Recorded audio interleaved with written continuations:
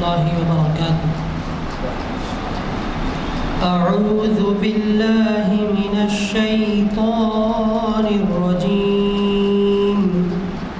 بسم الله الرحمن الرحيم. وما خلقت الجن والإنس إلا ليعبدون.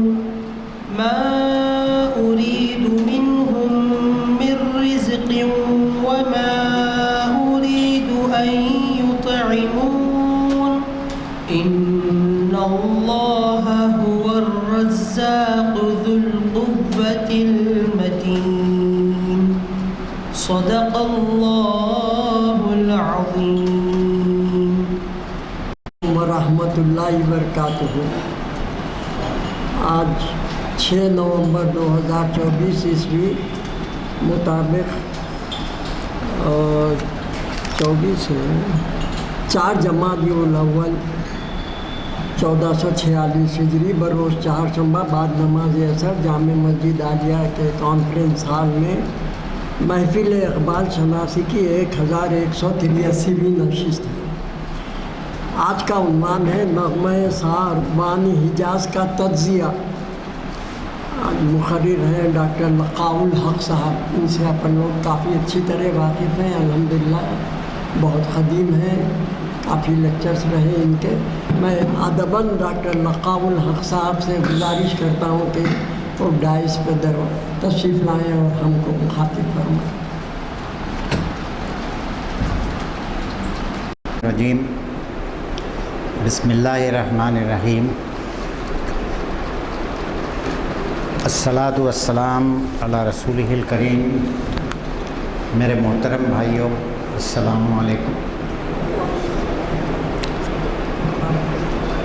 میرے محترم بھائیوں, آج میں جو آپ کے سامنے جس نظم کا میں تجزیہ کرنے چلا ہوں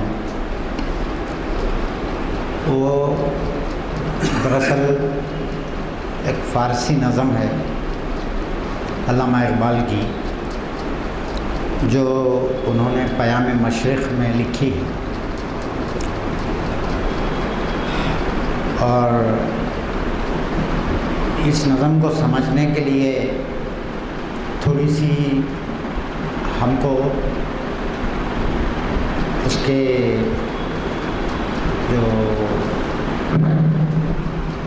اطراف و اکناف کو اس نظم کے سمجھنا وہ انتہائی ضروری ہے. نہیں تو وہ نظم ہم کو سمجھ میں نہیں آ سکتی. میرے بھائیوں, پہلی بات تو یہ ہے کہ یہ 2-3 چیزیں ہم کو پہلے معلوم ہونا چاہیے. میں جیسا کہ عنوان سے ہے نغمہ ساربان حجاز. یہ لفظ ساربان آپ کو معلوم ہے کہ جس طریقے سے گھوڑے کو کی دیکھ رکھ کرنے والے کو سائز بولتے ہیں اور گائیوں کی رکھوالی کرنے والے کو گوالا بولتے ہیں, اسی طریقے سے عربی زبان میں اونٹوں کی دیکھ بھال کرنے والے کو ساربان کہتے ہیں.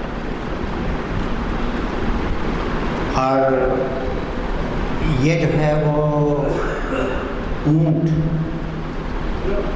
کیا وجہ ہے کہ اقبال نے یہاں پہ نغمہ ساربان پیش کیا. میرے بھائیوں, بات دراصل یہ ہے کہ پرانے زمانے میں جبکہ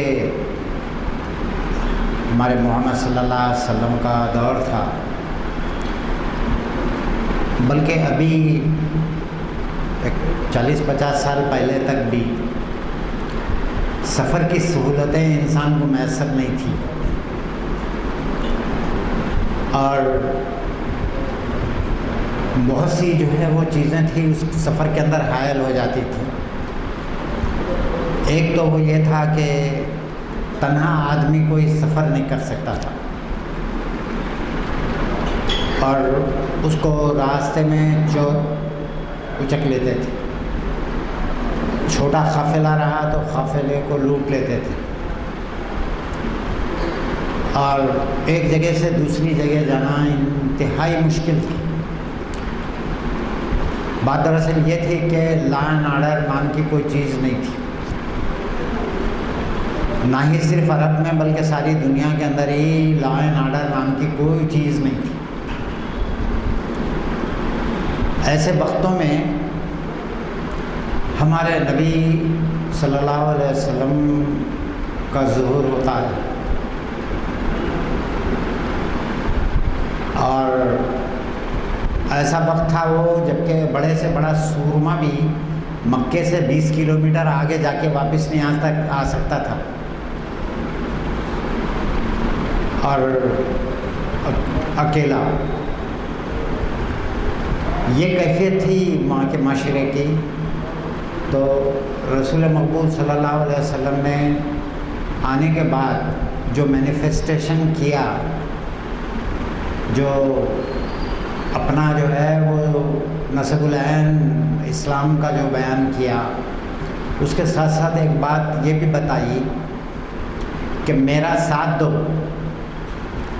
میں تمہیں ایک ایسا معاشرہ قائم کر کے دوں گا جہاں، یہ حدیث شریف کوٹ کر رہا ہوں میں، حضور نے فرمایا کہ میرا ساتھ دو، میں تمہیں ایک ایسا معاشرہ کریٹ کر دوں گا، تمہارے لیے ایک ایسا معاشرہ تیار کروں گا جہاں پہ ایک لڑکی تنہا ثنا سے حضرموت تک اپنا سونے کا کنگن ہوا میں اچھالتی ہوئی جائے گی، اور اس کو سوائے خدا کے کسی کا ڈر نہیں ہوگا۔ اور قسم خدا کی اس پاک ہستی نے یہ ایسا جو ہے نا معاشرہ قائم کر کے دے دیا، ایسا لا اینڈ آرڈر قائم کر کے دے دیا۔ تو اس زمانے میں سفر جو تھا وہ اتنا، میں بتا رہا تھا آپ کو کہ اتنا آسان نہیں تھا، اور لوگ ایک جگہ ایک شہر میں انتظار کرتے تھے کہ بھائی اب مجھے مکے سے اگر فرض کریے کسی کو تبوک تک جانا ہے، انہیں آ کے مکے میں انتظار کرتا رہتا تھا کہ اور ایک لوگ ملتے جائیں۔ آپ ابھی بھی عرب ممالک میں آپ گئے نہیں، وہاں پہ جانے تو آپ کو معلوم ہوگا کہ بس اسٹاپ پہ جو ٹیکسیاں چلنے والی ہوتی ہیں انہیں انتظار کرتا رہتا ہے کہ پوری ٹیکسی بھری تو ہی میں نکالوں گا، نہیں تو جو ہے نا مطلب ہے کہ وہ اس کو فائدہ نہیں ہوگا اگر 2-4 لوگوں کو لے کے جائے گا۔ تو ویسی ہی لوگ انتظار کرتے تھے کہ قافلہ پورا ہو جائے، بھرپور ہو جائے، جب جا کے جو ہے وہ ایک قافلہ نکلتا تھا۔ اور ظاہر ہے کہ اس زمانے میں گھوڑے تو امیر لوگوں کے پاس ہی ہوتے تھے، نارمل آدمی کے پاس گھوڑے رہنا بڑا مشکل تھا، تو اونٹ ہی ہر ایک کے پاس ہوتا تھا سفر کرنے کے لیے۔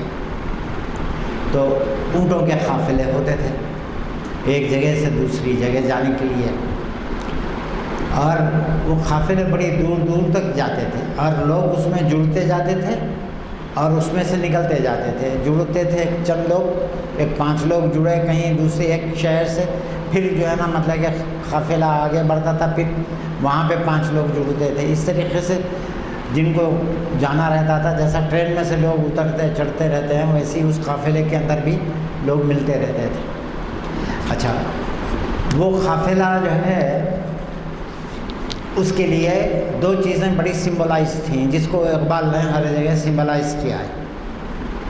ذرا غور سے سنیے میں کیا بول رہا ہوں، کہ وہ تو جب قافلہ آ کے پڑاؤ ڈالتا تھا کسی جگہ، تو اس کا ایک قافلہ سالار ہوتا تھا،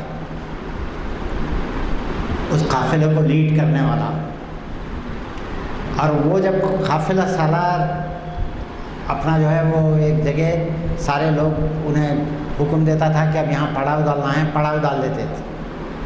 اب جب قافلے کو کوچ کرنے کا وقت آتا تھا، جو ہے نا وہاں سے نکلنے کا وقت آتا تھا، تو ظاہر ہے کہ جنگل میں سب لوگ، کوئی ضرورت کو گیا ہوتا، کوئی منہ ہاتھ دھو رہا ہوتا، کوئی ادھر گیا ہوتا، کوئی اپنا سامان پیک کر رہا ہوتا، مختلف یہ رہتا. تو قافلہ سالار کیا کرتا کہ اس کے ہاتھ میں ایک بیل ہوتی، بیل کو جس میں ایک دستے کے ساتھ، ایک ڈنڈے کے ساتھ بیل لگی ہوئی ہوتی تھی، انہیں وہ بیل بجانا شروع کر دیتا تھا تاکہ سارے لوگ جمع ہو جائیں اور قافلہ جو ہے وہ نکلنے کے لیے تیار ہے. یہ پڑاؤ ڈالتے وقت انہیں بیل نہیں بجاتا تھا. یہ انہیں جب کوچ کرنے کا وقت آتا تھا، جب جو ہے نا نکلنے کا وقت آتا تھا، اس وقت بچاتا تھا یہ بیل. تو یہ جو ہے اس کو اقبال بانگ درا کہتے ہیں. یعنی بانگ کہتے ہیں فارسی زبان میں آواز کو، اور درا کہتے ہیں گھنٹی کو. گھنٹی کی آواز، بانگ درا کا مطلب جو اقبال کا مجموعہ کلام ہے، پہلا مجموعہ کلام، اس کا نام ہے بانگ درا. اور وہ بانگ درا اسی سے نکلا ہے کہ یہ جو ہے نا وہ قافلہ سالار گھنٹی بجاتا تھا، لوگوں کو ایک جا کرتا تھا اور پھر قافلہ کوچ کر جاتا تھا. ویسی ہی اقبال اپنے آپ کو مسلمانوں کا لیڈر سمجھتے تھے، اپنے قافلہ سالار سمجھتے تھے، اور وہ گھنٹی تھی جو بجا کے سب کو ایک جگہ کر کے متحد اور متفق کر کے وہ جو ہے ایک قافلے کے مانند جو ہے وہ مسلمانوں کے قافلے کو آگے بڑھانا چاہتے تھے. اسی لیے وہ اپنے آپ کو وہ جو ہے قافلہ سالار سمجھتے تھے. اور یہ بانگ درا اسی کی ہے کہ وہ گھنٹی ہے جس کی آواز پہ سارے لوگ جمع ہو جاتے تھے. تو میرے بھائیوں، ایک تو یہ بات تھی. دوسری یہ ہے کہ جب قافلہ چلتا تھا، نکلتا تھا، تو اونٹوں کی ایک خاصیت ہوتی، وہ یہ ہوتا کہ رجس جو ہوتی ہے، ایک نظم ہوتی ہے خاص، وہ نظم جب انہیں جو ہے وہ ہدی خام، اس نظم کو عربی زبان میں ہدی کہتے ہیں، اور وہ نظم جب انہیں پڑھتا تھا تو اونٹوں کی رفتار تیز ہو جاتی تھی. اب ہدی خام جیسا کہ جو ہے نا مطلب کہ وہ آپ کو خان جو ہے نا وہ فارسی لفظ ہے، اس کا معنی ہے پڑھنا ہے. اور کوئی آدمی جو کوئی چیز پڑھتا، جیسا قرآن خوانی، جو قرآن پڑھنا، تو یہ جو ہے وہ ہم لوگوں کے پاس قرآن خوانی کی محفلیں ہوتی ہیں. اسی طریقے سے یہ ہدی خان جو ہوتا تھا، یہ ہدی پڑھتا تھا اور اونٹ تیز چلنا شروع ہو جاتے تھے. اس نظم کا اونٹوں کے اوپر بھی اثر ہوتا تھا اور اونٹوں کی رفتار تیز ہو جاتی تھی. تو اسی لیے اقبال یہ نظم کو ہدی نام رکھا انہوں نے. اور اس کا جو نغمہ ہے ساربان حجاز جو ہے نا، یہ اس کی جو ہے وہ وجہ ہے. اور دوسرا جو ہے وہ اقبال کے کلام کے اندر ہر جگہ آپ دیکھیے کہ آپ لوگوں نے دیکھا ہوگا غالب کے اوپر بہت سی جو ہے نا بنائے گئے، فلمیں بھی بنائی گئی، ڈرامے بھی لکھے گئے، بہت سی چیزیں غالب کے اوپر جو ہے کی گئیں. اور ویسی ہی ایک جو ہے نا مطلب ہے کہ وہ ایک ہمارے جو غالب کا ڈرامہ لکھنے والے جو ہے نا رائٹر تھے، نام میں ابھی بتاتا ہوں آپ کو، انہوں نے جو ہے وہ اقبال کے اوپر ایک کتاب لکھی.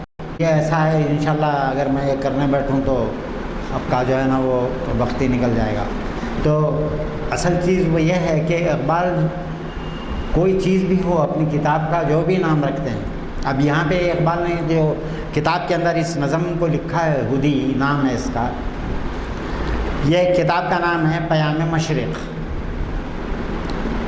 آپ بولیں گے کہ اقبال یہ مشرق کا پیام کس کے نام دے رہے ہیں؟ بات دراصل یہ ہے میرے بھائیوں، جرمنی کا ایک مشہور فلسفی شاعر گوئتھے گزرا، اور اس نے ایک کتاب لکھی جو اس کا نام تھا سلام مغرب، اور اس کتاب کے اندر اس کا نام جرمن نام تھا اس کتاب کا اوسٹ ویسٹیشر دیوان، یہ جرمن نام ہے۔ تو اس نے جو ہے وہ جو کتاب لکھی اور اپنی کتاب کا نام دیوان رکھا، اور اس کے تعلق سے یہ بتایا گیا کہ یہ ایک گلدستہ عقیدت ہے جو مغرب نے مشرق کو پیش کیا، کیونکہ ہمیشہ مغرب اس بات کے لیے گھمنڈی رہا ہے کہ علم ان کی میراث ہے، اور ایسٹ میں جو ہے وہ علم نہیں آ سکتا، مشرق والوں کے پاس علم کی وہ جو ہے نا کا لیول، علم کی وہ بنیادیں نہیں ہیں جو ہمارے پاس ہیں یا تو اس لیے یہاں پہ جو ہے وہ اس نے جو کتاب کا نام رکھا پیام مشرق، اقبال نے اس کا نام لکھا کہ گوئتھے کے سلام مغرب کے جواب میں اقبال نے پیام مشرق کتاب لکھی، اور اس کے اندر مختلف مغربی تھنکرز کی نظموں کو اور ان کے خیالات کو جگہ جگہ فارسی زبان میں نظم کیا، اور یہ جو پروسیس جو آلمانی لٹریچر کے اندر یا جرمن لٹریچر کے اندر شروع ہوا اس کو تحریک مشرقی کہتے ہیں، اور یہ جو ہے وہ ایسٹرن اسٹریمنگ ان دا جو ہے نا وہ جرمن لٹریچر۔ تو میرے بھائیوں، یہ جو ہے وہ گوئتھے اس کا ابتدائی جو ہے زمانے میں اس نے وہ کتاب لکھی، اور جگہ جگہ اس نے کہیں حافظ کی کوئی نظم کا جرمن ترجمہ کر دیا، تو کہیں جو ہے نا وہ فردوسی کا کہیں کر دیا، کہیں جو ہے وہ کسی اور اسلامی تھنکر کا جو ہے اس نے لکھ دیا، تو یہی اور وہ کتاب جو ہے وہ اوسٹ ویسٹیشر دیوان نام رکھا اس کا، اور اس کے جواب میں اقبال نے جو کتاب لکھی وہ پیام مشرق، اور پیام مشرق کے اندر ہی کی یہ ایک نظم ہے جو میں آپ کو بتا رہا ہوں، اور یہ آپ دیکھیے کہ جرمن زبان کا جو دوسرا بڑا شاعر گوئتھے کے علاوہ وہ ہائنا تھا، اور ہائنا کی ایک نظم تھی جس کو جرمن زبان میں فراگے کہتے ہیں، یعنی کوشچن۔ انہیں جو ہے وہ ایک کوشچن اور آنسر لکھا جرمن زبان میں، وہ یہ کہ ایک پہاڑ موج سے کہتا ہے کہ میں اتنا بڑا ہوں اور یہاں ساحل کے اوپر کھڑا ہوا ہوں، میرے کو سمجھ نہیں آتی کہ میری زندگی کا مقصد کیا ہے، اور یہ بھی مجھے پتہ نہیں کہ میں زندہ ہوں کہ مر گیا ہوں، مرا ہوا ہوں، کیونکہ زندگی کی کوئی علامت میرے اندر پائی نہیں جاتی۔ یہ ہائنا کی جو ہے نا نظم ہے، دیکھیے آپ کتنی بہترین طریقے سے وہ جو ہے نا مطلب کہ یہ کر رہا ہے، اور نظم کا عنوان رکھا سوال، اقبال نے اس کو موسوم بسوال لکھا، ہائنا کی جو نظم اس کا جو ہے جواب دیتے ہوئے اقبال نے جو لکھا وہ کہا کہ موسوم بسوال، یعنی فراغ جو نظم کا عنوان ہے وہ اس کا مطلب ہے کوشچن۔ تو یہ جو ہے وہ انہیں پہاڑ پوچھ رہا ہے موج سے کہ ساحل افتادہ گفت گرچہ بسے زیستم ہیچ نہ معلوم شد آہا کہ من چیستم، کہ ساحل جو ہے نا مطلب پہ جو پہاڑ ہے انہیں پوچھ رہا ہے موج سے کہ مجھے معلوم نہیں ہے کہ میں کیوں زندہ ہوں، میں میرا وجود کیا ہے، میں کیوں ہوں، یہ مجھے سمجھ میں نہیں آ رہا۔ اور 2 شعر کی نظمیں دیکھیے آپ، کتنی گہری نظم ہے. اور اس کے بعد کہ بول رہا ہے کہ ہیچ نہ معلوم شد من کے بس زیستم، ہیچ نہ معلوم شد آہ کے من چیستم، موج خود رفتہ تیز خرامید و گفت ہستم اگر می روم گرنا روم نیستم. ایک موج آتی ہے اور موج آ کے ساحل سے ٹکراتی ہے اور کہتی ہے کہ میری زندگی جنبش سے ہے، اور اگر میرے اندر کی جو ہے یہ جنبش ختم ہو جائیں گی تو میں مر جاؤں. کہ ہستم اگر می روم گرنا روم نیستم، اگر میرا وجود ہی جو ہے نا مطلب کہ چلنے سے ہے، اور اگر میں چلنا بند کر دوں گی تو میں مر جاؤں گی. اور اقبال کہتے ہیں کہ زندگی کے اندر زندگی کی جو حقیقت ہے وہ موشن سے ہے، رفتار سے ہے. آپ کسی ڈاکٹر کو بلائیے یہ بتانے کے لیے کہ کوئی آدمی زندہ ہے یا مر گیا، اور ڈاکٹر آ کے کیا کرتا معلوم ہے آپ کو؟ پہلے انہیں آ کے اس کا ہاتھ اٹھا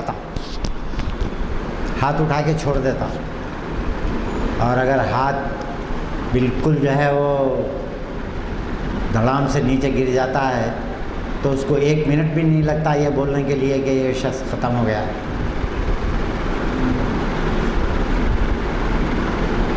زندگی کی رمق جو ہے وہ چلنے پھرنے سے ہے، ورنہ اگر جس میں جنبش نہ ہو وہ انسان جو ہے مردہ ہے، اس کے اندر زندگی کی کوئی چیز باقی نہیں ہے. اقبال یہی بولتے ہیں، اپنی دنیا آپ پیدا کر اگر زندوں میں ہے. اگر تو زندوں میں ہے تو تو اپنی دنیا جو ہے وہ آپ پیدا کر. اور یہ جو ہے وہ اس کے اندر ہمیشہ آپ یہ یاد رکھ لیجئے کہ زندگی کے اندر ہمیشہ کہ جنبش سے ہے زندگی. جہاں کی یہ رسم قدیم ہے یہاں جو ہے نا جنبش ہی اصل چیز ہے. اور نہ ہی صرف اس نظم کے اندر، یہ تو فارسی کی نظم تھی. میں آپ کو بتاتا ہوں کہ بانگ درا کے اندر اردو کی ایک چھوٹی سی نظم ہے چاند تارے. اس کے اندر اقبال کیا کہتے ہیں دیکھیے، ایک چھوٹی سی نظم ہے. وہ نظم یہ ہے، ڈرتے ڈرتے دم سحر سے تارے کہنے لگے خمر سے. کہ آپ دیکھیں کہ تارے دم سحر سے کیوں ڈرنے لگ گئے؟ کہ آپ کو معلوم ہے کہ رات میں تاروں کا آسمان پہ ہجوم رہتا ہے، مگر جب یوں ہی صبح کاذب ہوتی ہے اور صبح صادق ہونے تک سارا آسمان خاموش ہو جاتا ہے، کوئی تارا نظر نہیں آتا. اسی لیے تارے جو ہے سحر سے ڈر رہے ہیں. ڈرتے ڈرتے دم سحر سے تارے کہنے لگے قمر سے. نظارے رہے وہی فلک پر، ہم تھک بھی گئے چمک چمک کر. کام اپنا ہے صبح شام چلنا چلنا چلنا مدام چلنا. کہ ہم جو ہے وہ آسمان کے اوپر اللہ نے کیا بات ہے نہیں معلوم، ہم کو صرف گردش ہی کے اندر رکھا ہے. آرام ہماری زندگی میں میسر ہی نہیں ہے. تو یہ جو ہے وہ چیز ہے کہ تارے پوچھ رہے ہیں چاند سے کہ کیوں جو ہے نا اللہ نے جو ہے وہ ہم کو جو ہے وہ ایسی زندگی دی ہے. تو چاند جواب دے رہا ہے ان کو، کہنے لگا چاند ہم نشینوں اے مزرع شب کے خوشہ چینوں، تاروں کو کہہ رہا چاند کہ اے میرے ہم نشیں یا میرے ساتھ رہنے والے، چاند کے ساتھ تارے بھی رہتے ہیں وہ، اور تاروں کو کہہ رہا ہے چاند کہ مزرع شب کے خوشہ چینوں، مزرع کس کو کہتے ہیں میرے بھائیوں؟ کھیت کو، یعنی رات کے کھیت کے جو ہے سے تم لوگوں کی زندگی ہے، وہیں سے تم لوگ اپنی زندگی اور اپنا خورد و نوش جو بھی آپ بول لیجیے، انسان مزرعے سے کیا کرتا ہے؟ اپنی زندگی کا انتظام کرتا، اپنے خورد و نوش کا انتظام کرتا ہے۔ اے مزرع شب کے خوشہ چینوں، اس کے بعد کہنے لگا جنبش سے ہے زندگی جہاں کی، یہ رسم قدیم ہے یہاں کی، یہ جو ہے وہ اس دنیا میں اللہ نے جو تم کو بھیجا ہے، وہ اللہ نے یہ قانون بنا کے بھیجا ہے کہ زندگی نام ہے جنبش کا، آرام کرنے کا، سونے کا نہیں ہے۔ جی آپ اس واسطے، اور ایک نظم کے اندر اقبال کہتے ہیں واقف ہو اگر لذت بیداری شب سے، انسان کے تعلق سے کہہ رہے ہیں اقبال، واقف ہو اگر لذت بیداری شب سے، اونچی ہے ثریا سے بھی یہ یہ اونچی ہے ثریا سے بھی یہ شاخ پور اسرار، کہ جو ہے نا مطلب کہ وہ یہ اگر واقف ہو جائے، یہ خاک جو ہے نا، یہ جو انسان خاک سے بنا ہوا ہے، یہ خاک پر اسرار جو ہے نا، یہ ثریا سے بھی اونچی ہو جائے گی اگر وہ جان گیا کہ رات میں جاگنے کا کیا جو ہے نا یہ ہوتا ہے۔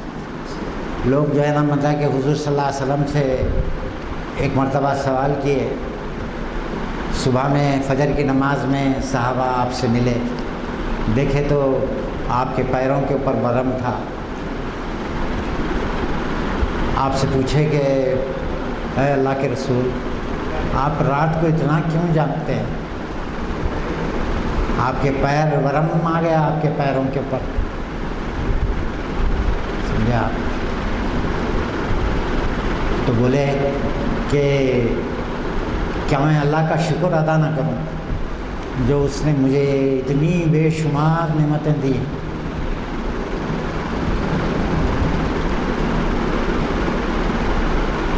آپ دیکھیے کہ اقبال ایک بہت بڑا سوال اٹھاتے ہیں، اور اقبال کے جو اقبال کو کرٹیسائز کرنے والے لوگ ہیں، وہ جو ہے انہوں نے ایک مرتبہ اقبال کو یہ کرٹیسائز کیا کہ ارتقاء مسلسل کا جو دائی ہے یعنی اقبال، وہ ختم نبوت کا خیال کیوں ہو گیا؟ اقبال کہتے ہیں کہ نہیں، میں ارتقاء مسلسل کا قائل ہوں اور ختم نبوت کا بھی قائل ہوں۔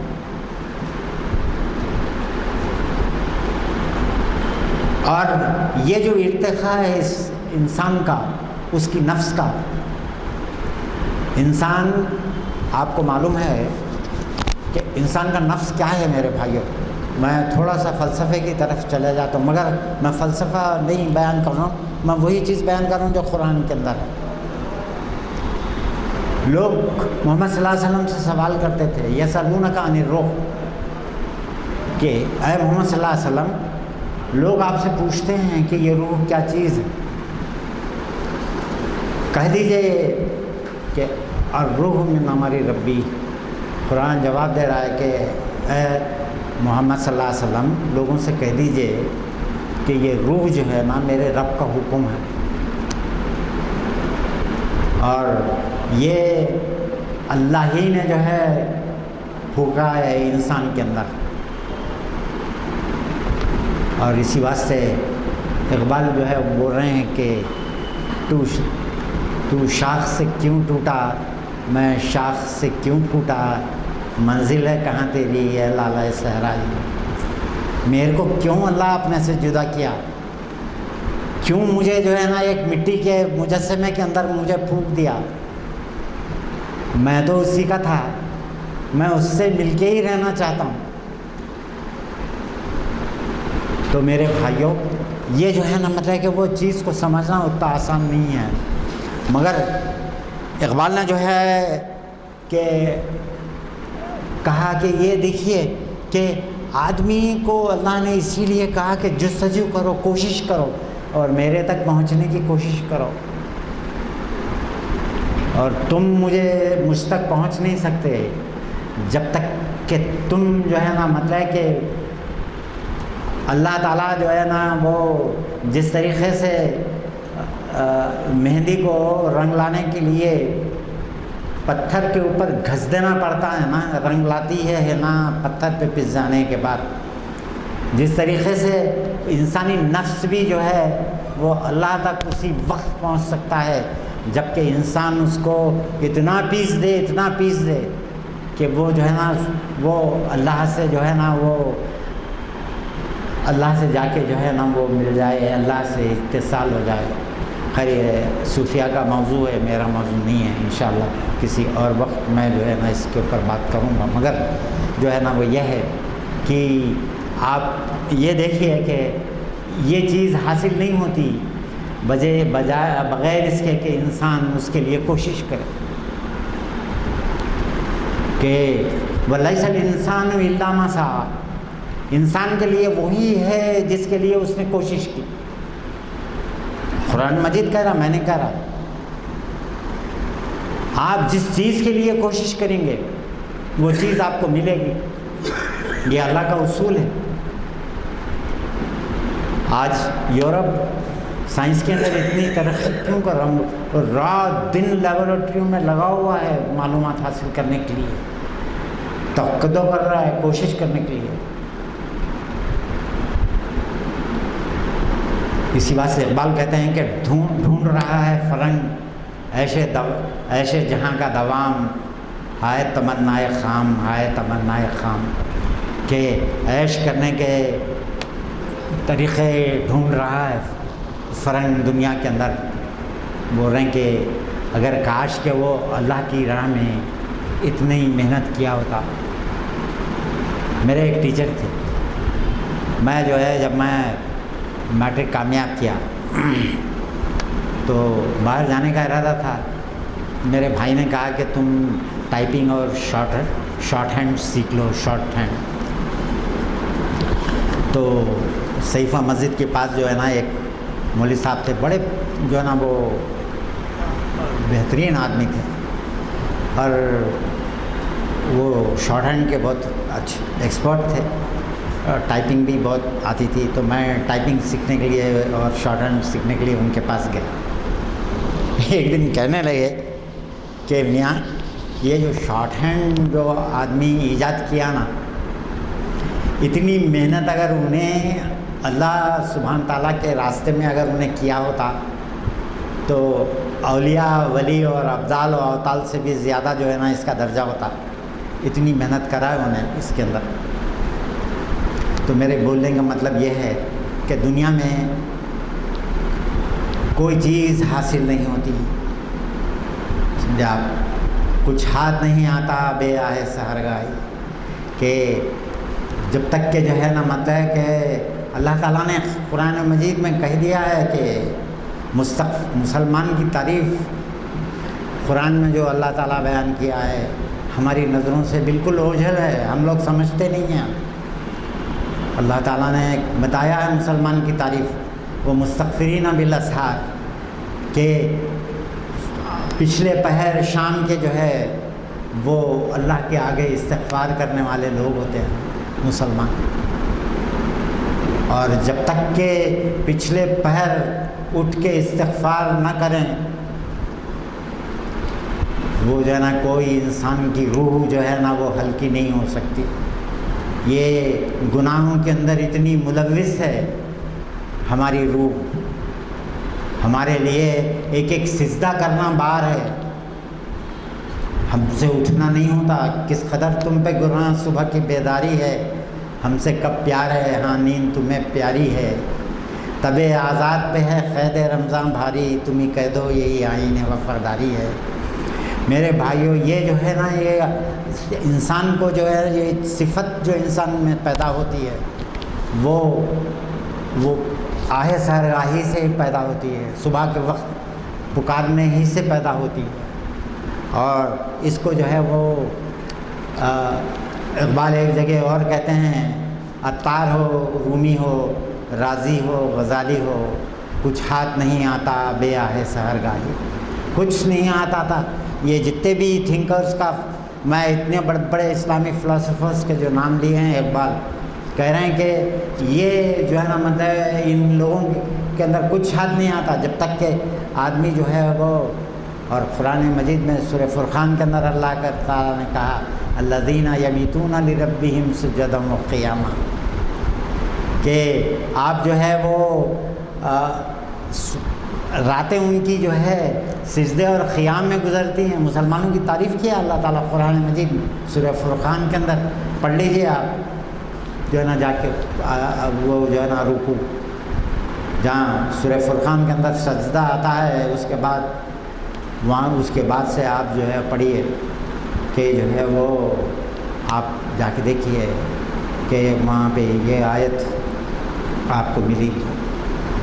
تو میرے بھائیوں، یہ تو تھا، یہ اس جو ہے دیکھیے کہ میں اصل نظم پہ آنے سے پہلے نظم کے اوپر اتنا بولنے کے بعد جب جا کے جو ہے وہ نظم سمجھ میں آنے کی یا میں سمجھانے کے لائق ہوا آپ کو۔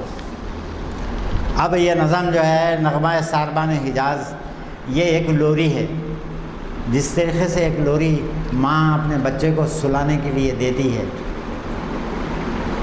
اسی بحر میں یہ جو ہے نا وہ نظم جو ہدی ہے جو ہے وہ لکھی ہوئی ہے، اور عربی لٹریچر کے اندر بھی اسی بحر میں لکھی، بالکل چھوٹی بحر اور بہت ہی رواں جو ہے وہ رہنا چاہیے۔ تو اسی بحر میں یہ نظم جو ہے میرے پاس اس وقت جو ہے نا، حالانکہ میں آپ کو اردو کے اندر کئی ایسی نظمیں ہیں جو بڑی چھوٹی بحر کے اندر بڑی جو ہے نا اتنی سوئفٹ نظمیں ہیں کہ آپ، اور مسلسل جو نظمیں ہیں جو آپ دیکھیے تو آپ کو جو ہے نا ایک عجیب پڑھنے میں مزہ آنے لگ جائے۔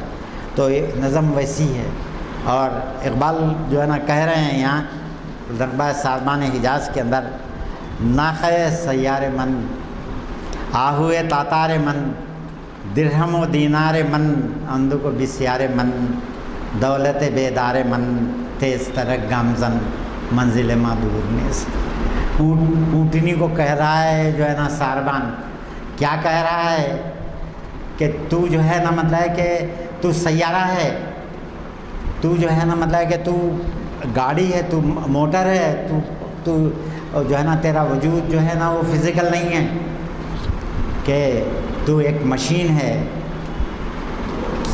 کہ ناخہ سیار، ناخہ اونٹنی کو کہتے ہیں، اور آہو تاتار من، اور آپ کو معلوم ہے کہ جو ہرن ہوتا ہے، تاتاری ہرن جو ہوتا ہے نا وہ بہت تیز رفتار ہوتا ہے، اس کو پکڑنا اتنا آسان نہیں ہوتا ہے، اس کا شکار کرنا اتنا آسان نہیں ہوتا ہے۔ جو تاتار کا جو آپ کا جو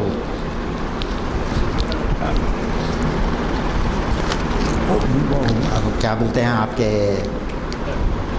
بعض دفعہ میں عجیب جو ہے نا وہ بات کرتے کرتے کہیں اور جو ہے نا گم ہو جاتا ہوں۔ تو وہ ہرن جو ہے وہ تاتار کا، اور اس کی اور ایک بھی خاصیت ہوتی ہے، وہ یہ ہے کہ یہ جو مشک نکلتا ہے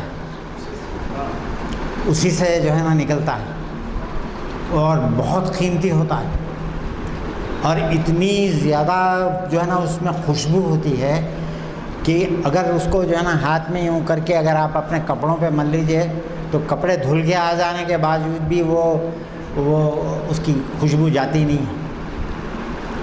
مشک جو ہے نا اس کو نافہ کہتے ہیں، اور وہ اس کی جو ہے نا ہرن کی ناف میں جو ہے ہوتا ہے، اور اس کو حاصل کرنے کے لیے لوگ اس کا شکار کرتے ہیں، اس ہرن کا۔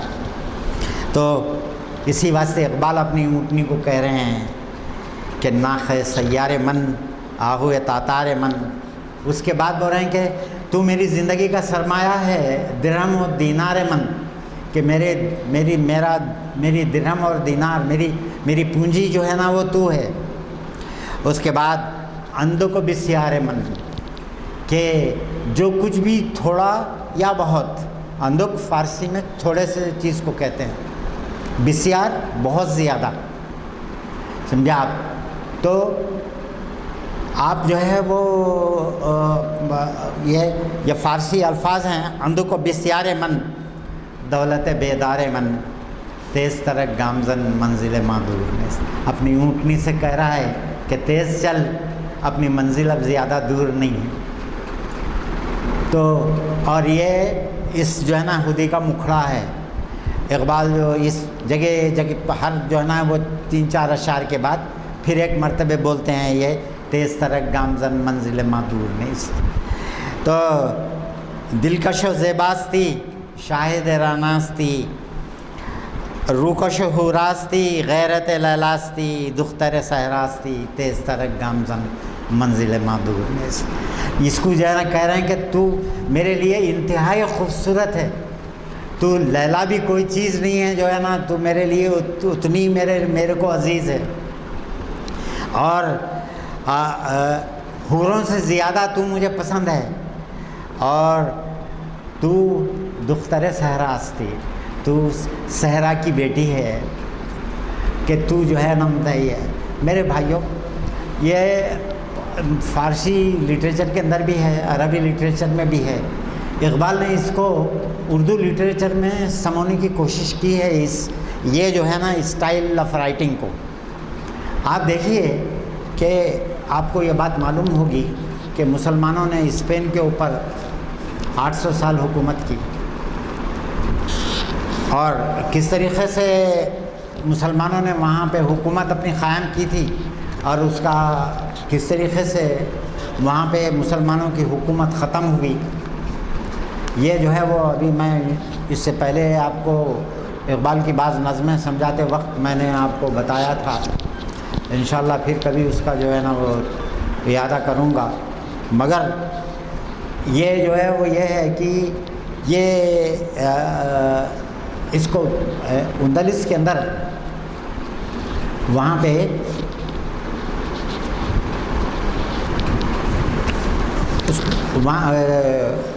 جو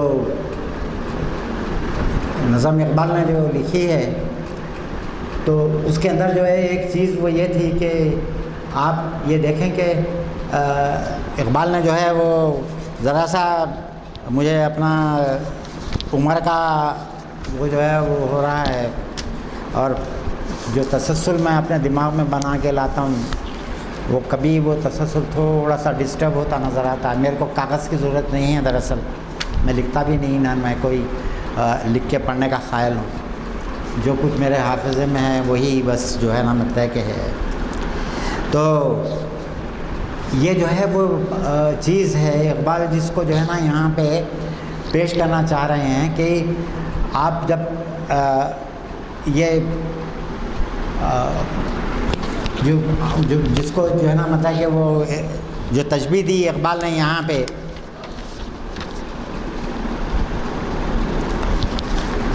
دختر صحرا کے تو صحرا، تو یہاں پہ ایک دیکھیے آپ مجھے کلک ہوا جو میں آپ کو بولنا چاہ رہا تھا، وہ یہ ہے کہ مسلمانوں نے اسپین میں 800 سال حکومت کی، تو عبد الرحمن اول جو مسلمانوں کا پہلا خلیفہ تھا اسپین کے اندر، وہ اس کو یہاں آنے کے بعد اپنا کلچر بے انتہا یاد آنے لگا، اس کو یاد آنے لگا کہ میرے پاس اونٹ نہیں ہے، یہاں حکومت تو آگے میں قائم کر لیا اسپین کے اندر، مگر نہ میرے پاس یہاں اونٹ نہیں ہے، نہ میرے پاس یہاں پہ نہ میرے پاس کھجور کے درخت ہیں، نہ میرے پاس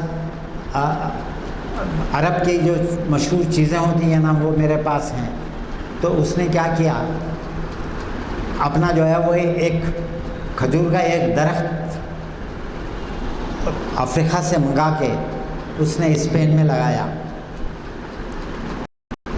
اور اس کے اوپر اس نے عربی کے اندر ایک نظم لکھی، اس جھاڑ کے اوپر، اس پودے کے اوپر جو اس نے لگایا، اس کا جو ہے وہ پودا جو کھجور کا پودا جو اس نے لگایا تھا اس پہ. اور آپ یہ اندازہ لگائیے کہ لگانے کے بعد اس نے جو نظم لکھی عربی زبان میں ہے، اقبال نے اس کا اردو ترجمہ کیا. کتاب کے اندر بال جبریل کے اندر ہے، عبد الرحمن اول کا بویا ہوا پہلا کھجور کا درخت سرزمین اندلس کے اندر بولتا ہے کہ میری آنکھوں کا نور ہے تو، میری دل کا سرور ہے تو. اقبال کی نظم ہے یہ، جو آزاد ترجمہ ہے جو ہے عبد الرحمن اول کی نظم کا. اور کہہ رہے ہیں کہ پردیس کی ہوا نے تجھ کو پالا، صحرائے عرب کی حور ہے تو. تو آپ دیکھیں کہ کس طریقے سے ایک پودے کو ڈیفائن کر رہے ہیں، اسی طریقے سے یہاں پہ اونٹنی کو اسی طریقے سے ڈیفائن کر رہے ہیں اقبال، جس طرح سے عبد الرحمن اول نے اپنے کھجور کے درخت کو جو ہے وہاں ایک کیا. میرے بھائیوں، دنیا کا علمی میدان جو ہے نا وہ بہت ہی وسیع ہے، اور اس میں جتنا زیادہ آپ شناوری کریں گے، جتنا زیادہ تیریں گے، اتنا زیادہ آپ کو اس تیراکی کے اندر مزہ جو ہے نا وہ آئے گا. اور یہ جو ہے وہ یہ ہے کہ اللہ تعالیٰ جو انسانوں کو علم سے محبت دیتا ہے، وہ اس کے لیے پھر کوئی اور چیز وہ نہیں رہتی ہے کہ آپ کو جو ہے وہ کوئی ضرورت نہیں رہتی ہے کہ جب آپ علم کی پیاس آپ کے اندر پیدا ہو جاتی ہے تو پھر اور کوئی چیز کی ضرورت نہیں رہتی ہے آپ کو، آپ خود ہی چل پڑتے ہیں اور وہ چیزیں آپ حاصل کر لیتے ہیں جو صرف آپ کو چاہیے، جذبہ دل. اسی بات سے ایک مشہور اردو کی نظم ہے، اے جذبہ دل گر میں چاہوں ہر چیز مقابل آ جائے، کہ جو ہے وہ پرانا گانا بھی تھا شاید ریکارڈ میں جو ہے نا مطلب ہے وہ کہ کوئی چیز جو ہے نا مطلب ہے کہ وہ یہ ایسی مشکل نہیں ہے جو انسان کو حاصل نہیں ہو جا سکتی ہے، یا کوئی ایسا علم نہیں ہے.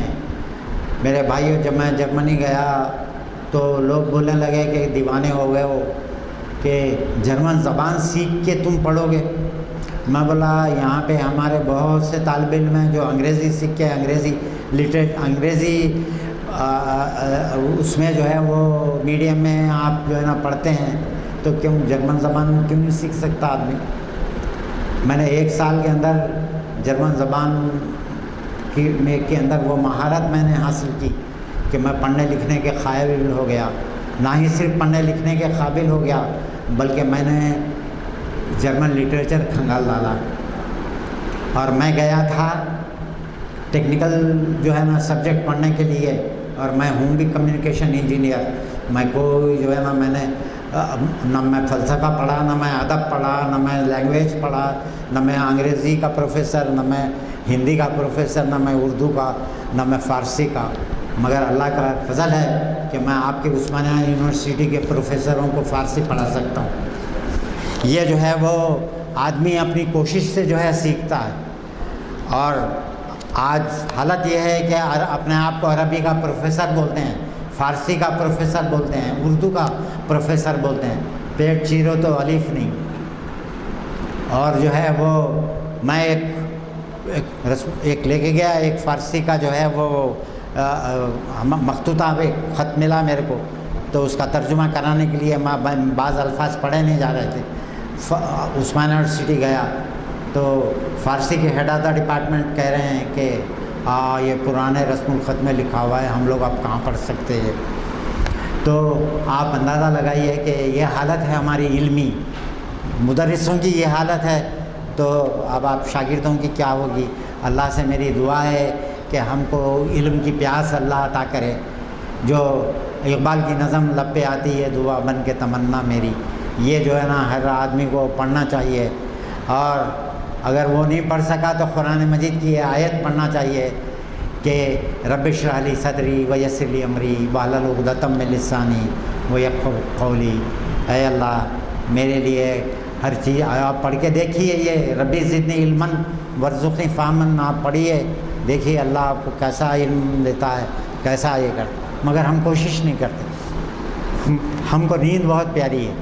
اللہ سے التجا ہے کہ اللہ ہم کو جو ہے نا وہ علم حاصل کرنے کی توفیق عطا فرمائے. وآخر دعوانا الحمدللہ رب العالمین.